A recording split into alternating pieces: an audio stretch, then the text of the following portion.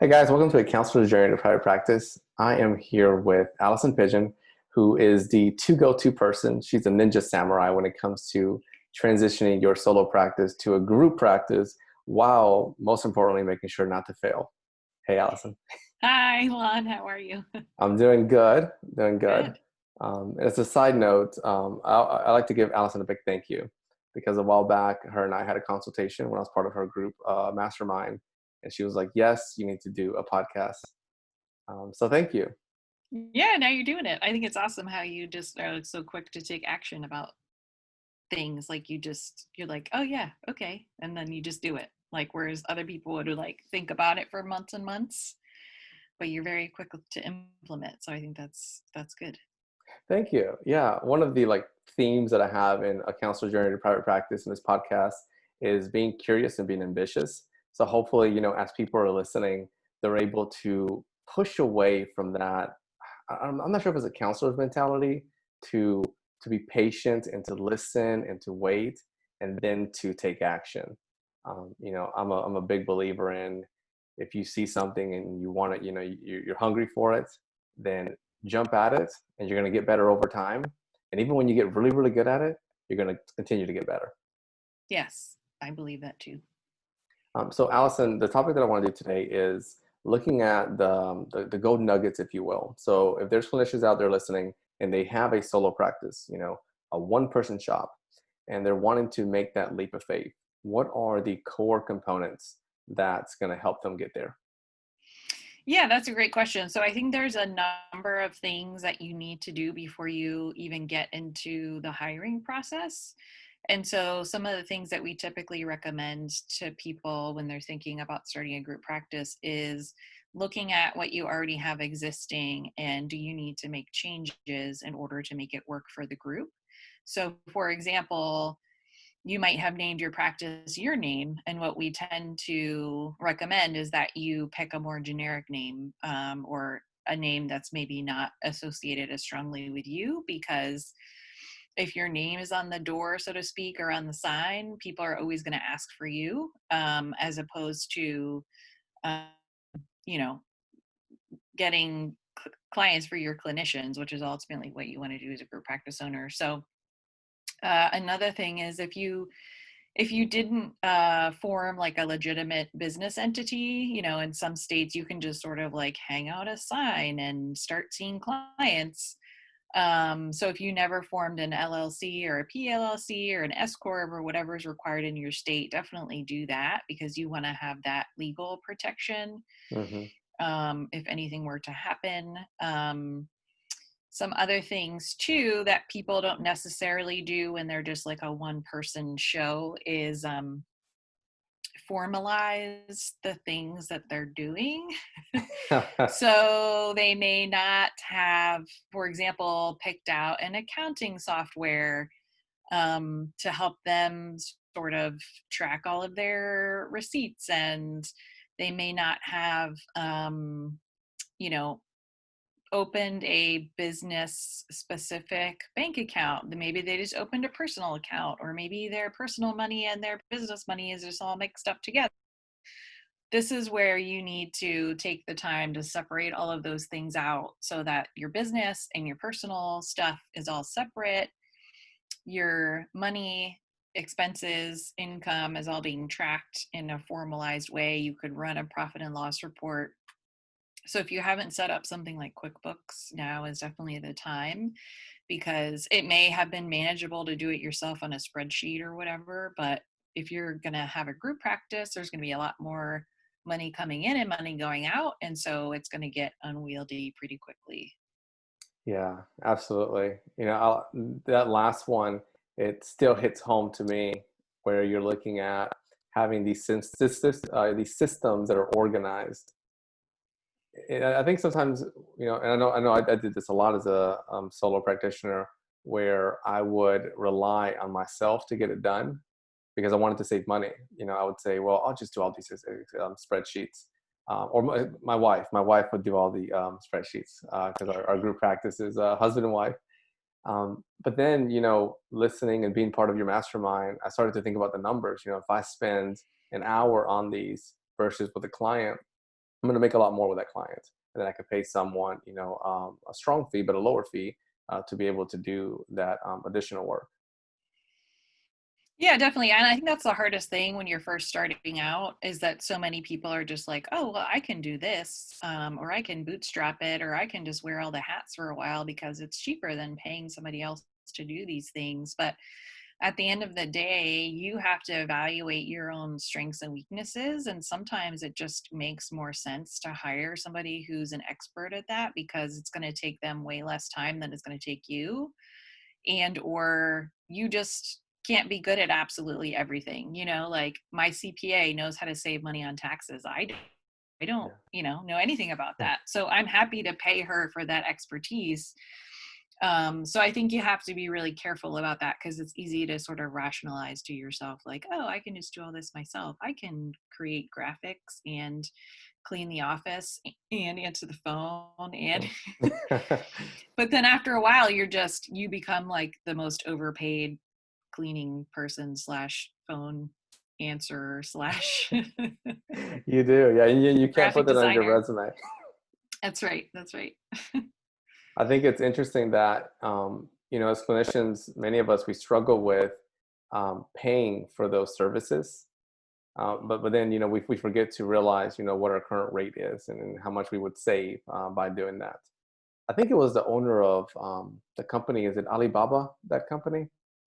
I forget the main guy's name, but he has a good quote or statement where he hires people smarter than him. And I always find that fascinating, to be able to say, okay, here's my practice and here's all the puzzle pieces to it.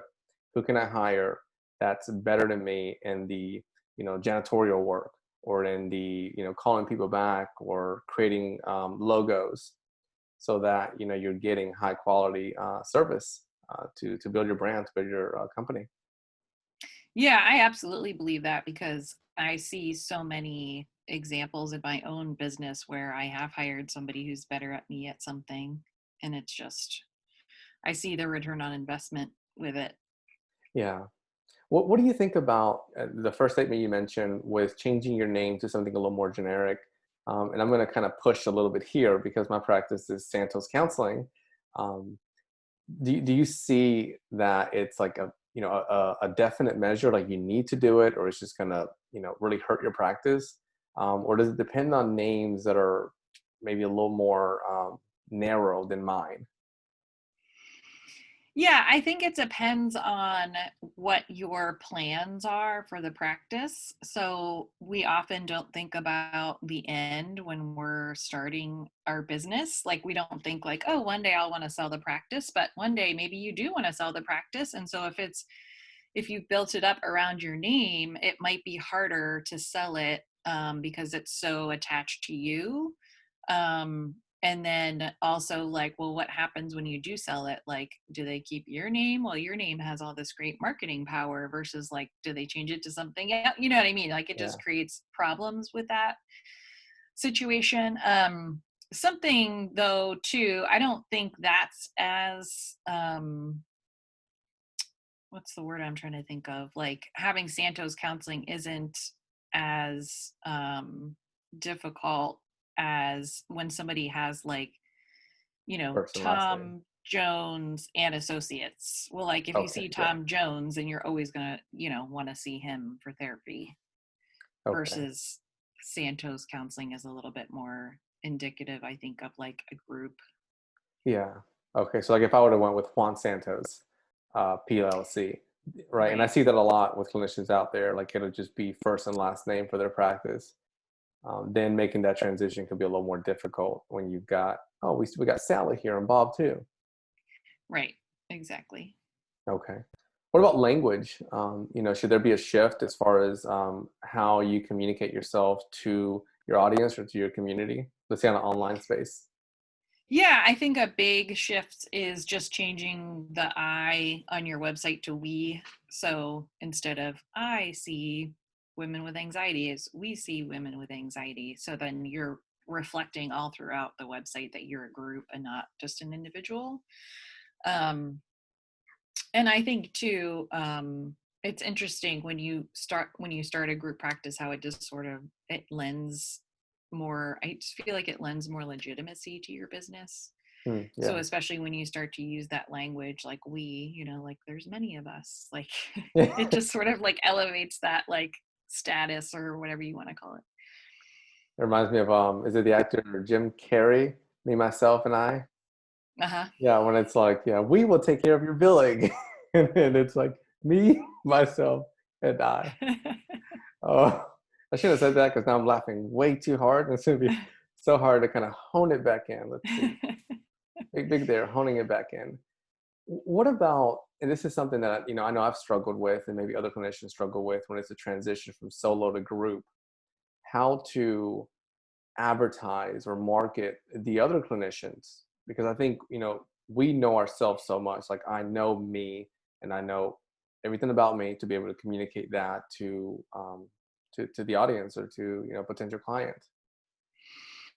Yeah, so I think this is actually one thing I learned from Joe Sanok, who runs the Practice of Practice. When I used to go to networking events and it was just a solo practice, I would say, well, I see this type of client and da da da da.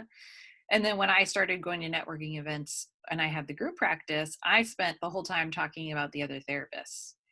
And I Okay. would say, Whitney sees teenage girls and she's great. And we get lots of compliments about how much, how well she relates to teenagers. And then I'd, sort of pepper in here and there all about the different therapists and their specialties. So I think that's a really important thing, like figuring out how to de-emphasize yourself.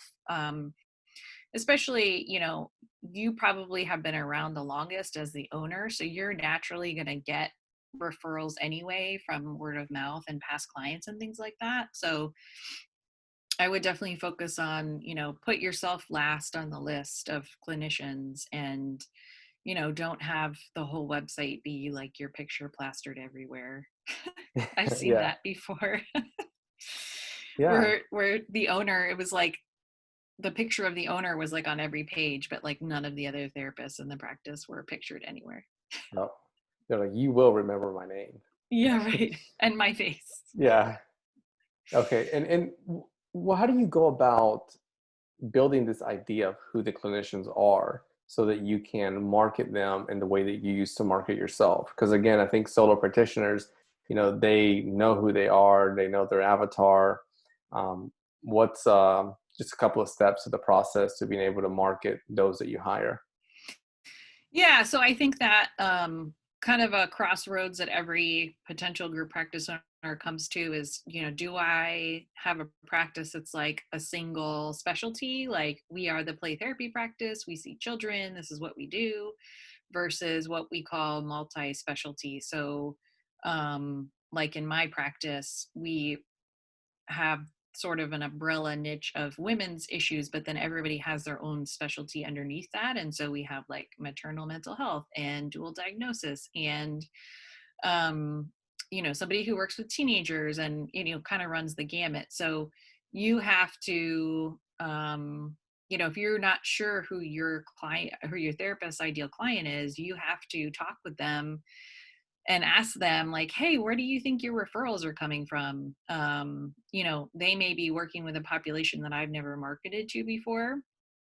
And so when they first start, if I'm not sure how to market for them to get clients, I will actually have them, sit down with me and brainstorm like, who should we be talking to? Is there, particular referral source that you think your clients go to first before they, come to therapy and that kind of thing. So yeah, so in a group practice, you could have multiple places where you're going to market for those different specialties. Okay. Yeah, I like that idea. I did something very similar where I just sat down with a clinician, asked lots of questions, like, your ideal client, what do they struggle with? Let's keep this in average Joe terms. And that seems to really go a long way. And then it kind of reminded me of my own process, way back when I had that conversation with myself.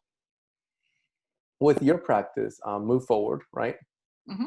And it's heavily focused on the niche of women, correct? Um, Correct. Yep. Do you think that other solo clinicians out there that want to make that shift, should that be their mentality? Like if I'm going to shift over to a group practice and I need to have it on one niche, men's issues, women's relationship, or are they open to have, a broad group practice and still be able to reach success? Yeah, I think one of the tricky things that we run into when we're working with practice owners to figure out exactly what type of practice they want to build, what do they want to be known for. If you have a multidisciplinary practice where maybe you have a little bit of everything, and so anybody in the community could find a practitioner that would suit their needs, it's really hard then to succinctly explain to someone what exactly your practice does. Which is why I came up with that term like umbrella niche, because if I'm at a networking event and someone says, "Oh, what do you do?" That's always the question, right? And I say, "Well, I own a mental health private practice." And then the next question out of their mouth is, "Oh, what kind of clients do you see?" And if I said, "Well, we see teenagers and adults and anxiety," and I rattle off this big long list, it's not going to be very memorable and or the word. Versus if I say we focus on women's issues, that is a way to sort of tie it all together. Um, so I think that you do, even if you do have a lot of different specialties, it would be helpful to figure out how do I tie it all together just to explain it in a really succinct way, so that it's memorable for people, when you're, when you're sharing about your practice. Okay, yeah, that makes sense. And I guess it'd be no different than, a solo practitioner, having that elevator speech. Who do you work with? And they're Right. like, you got 30 minutes because I'm about to give you the whole list on Psychology Today that I can click on. Yeah, that'd be too long. So being able Right. to narrow it, and then, after the clinician narrows their niche, if you will, then those clinicians that they hire can broaden their scope while still being under that umbrella. Right. Okay. For sure. And as a side note, guys, listening out there, I'm picking Allison's brain with a lot of material connected to her mastermind group.